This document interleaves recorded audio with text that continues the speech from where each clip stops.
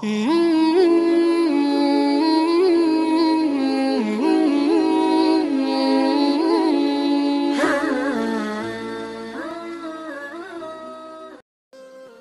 beriman yang dirahmati Allah, sebagaimana yang kita ketahui, siksa kubur itu benar adanya. Tak ada yang mampu bertahan dari azab kubur yang mengerikan. Mungkin kita tak pernah bisa membayangkan bagaimana azab tersebut akan terus menimpa seseorang sejak ia dikuburkan hingga hari kiamat kelak. Berbagai macam azab kubur telah banyak diceritakan dalam hadis-hadis sahih, mulai dari disempitkan kuburnya hingga membuat remuk tulang-tulangnya, hawa panas neraka yang dibentangkan hingga barzah, ditemani seseorang yang berwajah gelap dan mengerikan jika banyak amal buruknya, dihantam kepalanya dengan batu, dibelah tubuhnya menjadi dua, dan masih banyak yang lain sebagainya. Saking mengerikannya azab kubur, Rasulullah Shallallahu Alaihi Wasallam sampai memperingatkan kepada umatnya untuk selalu berlindung dari azab kubur di setiap kali dalam selesai sholat. Doa memohon perlindungan dari azab kubur ini bahkan sejajar dengan perkara mengerikan lainnya, seperti azab neraka dan fitnah Dajjal. Oleh sebab itu, bacalah selalu doa perlindungan dari azab kubur setelah selesai mengerjakan sholat atau saat usai membaca tasyahud akhir dalam sholat. Dan doa yang bisa kita baca yaitu Allahumma inni a'udzubika min azabil qabri wa min azabin nari jahannam wa min fitnatil mahya wal mamat wa min fitnatil masyihid dajjal. Ya Allah, sesungguhnya aku berlindung kepadamu dari azab jahannam, azab kubur, dari fitnah kehidupan dan kematian, dan dari keburukan fitnah dajjal. Selain doa tersebut, ada amalan-amalan khusus yang insya Allah mampu melindungi kita semuanya dari azab kubur yang mengerikan. Yang pertama adalah bertaubat. Sudah tidak dipungkiri lagi bahwa dengan bertaubat yang sebenar-benarnya taubat atau taubatan nasuha, insya Allah seseorang akan terhindar dari azab kubur. Karena kita semua tahu Allah adalah satu-satunya Tuhan yang maha pengampun bagi hambanya yang mau bertaubat dari segala kemaksiatannya. Yang kedua, menjaga sholat. Imam Al-Ghazali dalam kitabnya Mukasyafatu Al-Qulub mengutip sebuah hadis dari Abu Naim menjelaskan bahwa barang siapa yang meninggalkan sholat dengan sengaja, maka Allah akan menuliskan namanya di atas pintu neraka, yaitu dari nama orang yang memasukinya. Hadis tersebut sangat jelas menegaskan bahwa bagi mukmin siapapun yang dengan sengaja meninggalkan sholat tanpa adanya uzur yang dibenarkan, maka dia akan diazab di alam kubur dan namanya terdaftar sebagai penghuni neraka di akhirat kelak.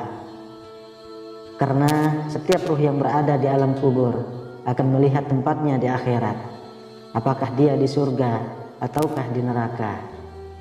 Oleh sebab itu, hal kedua yang bisa menyelamatkan kita dari siksa kubur adalah dengan menjaga sholat 5 waktu kita. Yang ketiga, bersedekah. Orang yang suka bersedekah akan senantiasa mendapatkan rahmat dari Allah Subhanahu wa Ta'ala, sehingga hal tersebut bisa menyelamatkan kita dari siksa kubur. Namun sebaliknya, bagi orang yang enggan menginfakkan sebagian hartanya, maka harus bersiap untuk menerima siksa kubur. Hal tersebut sebagaimana wasiat dari Rasulullah Shallallahu Alaihi Wasallam kepada sahabat Ali bin Abi Thalib. Wahai Ali, orang yang dermawan itu dekat dengan Allah, dekat dengan rahmatnya dan jauh dari azabnya. Orang yang bakhil itu jauh dari Allah, jauh dari rahmatnya dan dekat dengan azabnya. Bersedekah merupakan sebuah tanda bahwa segala sesuatu yang dimiliki manusia pada hakikatnya bukanlah miliknya, melainkan milik Allah yang harus dibagikan kepada sesama. Allah membagikan rezeki yang berupa materi ataupun makanan tidak langsung jatuh dari langit, melainkan melalui wasilah atau perantara orang yang dikehendakinya. Oleh sebab itu, apabila kita mendapatkan rezeki, hendaknya kita tak lupa untuk bersedekah dari apa yang sudah kita dapatkan tersebut. Insya Allah, dengan begitu bisa menyelamatkan kita dari siksa kubur yang mengerikan. Lalu yang keempat, berdoa. Sebagaimana yang sudah saya jelaskan di awal, doa memohon perlindungan dari siksa kubur tersebut bisa kita baca di setiap selesai sholat, atau bisa juga dibaca saat selesai membaca tasyahud akhir dalam sholat. Insya Allah dengan memperbanyak membaca doa tersebut, Allah berkenan untuk menghindarkan kita dari siksa kubur. Kelima, membaca Al-Quran, terutama surah Al-Mulk. Ada beberapa riwayat yang menunjukkan keutamaan apabila kita rutin membaca surah Al-Mulk. Salah satunya adalah riwayat dari An-Nasa'i yang menyebutkan bahwa barang siapa yang membaca Tabarakallazi biyadihil mulk, surah Al-Mulk di setiap malam, akan terhalangi dari azab kubur. Oleh karenanya, para ulama besar sangat menganjurkan untuk mentadaburi surah Al-Mulk ini. Apabila kita belum mampu sekali selesai, maka boleh dicicil. Misalnya adalah 10 ayat pertama dibaca pada saat sholat qabliyah zuhur. Setelah itu 10 ayat kedua dan ketiga bisa dibaca saat sholat asar dan maghrib. Lengkap sampai 30 ayat bisa dibaca di akhir malam atau sholat tahajud.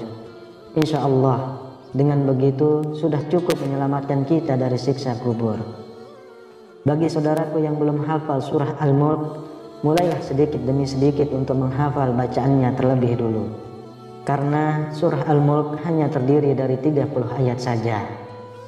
Setelah hafal bacaannya, mulailah dengan mentadaburi setiap ayat dari surah Al-Mulk itu sendiri. Hal ini bertujuan supaya saat kita membaca surah Al-Mulk, kita juga memahami makna yang terkandung di dalamnya.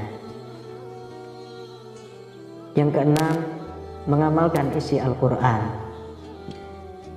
Mungkin banyak dari kita yang mampu memahami makna yang terkandung dalam setiap surah dalam Al-Quran. Akan tetapi, cukup sedikit dari kita yang mau mengamalkan isi dari Al-Quran itu sendiri. Hal inilah yang menjadi salah satu penyebab siksa kubur. Oleh sebab itu, apabila kita membaca dan mentadaburi isi dari Al-Quran, sebaiknya kita juga mengamalkan apa yang ada dalam Al-Quran. Setidaknya mulailah dari diri kita sendiri. Dan jika sudah mampu mengamalkan dengan baik, amalkan juga kepada sesama muslim lainnya. Karena dengan mengamalkan isi dari Al-Quran, insya Allah kita juga membantu sesama muslim supaya selamat dari siksa kubur. Mari kita sama-sama berdoa. Semoga Allah Subhanahu wa Ta'ala senantiasa melindungi dan menjauhkan kita semua dari azab kubur yang sangat pedih. Amin ya rabbal alamin. Wallahu a'lam bishawab. Demikian yang bisa saya bagikan, semoga bermanfaat untuk kita semua. Assalamualaikum warahmatullahi wabarakatuh.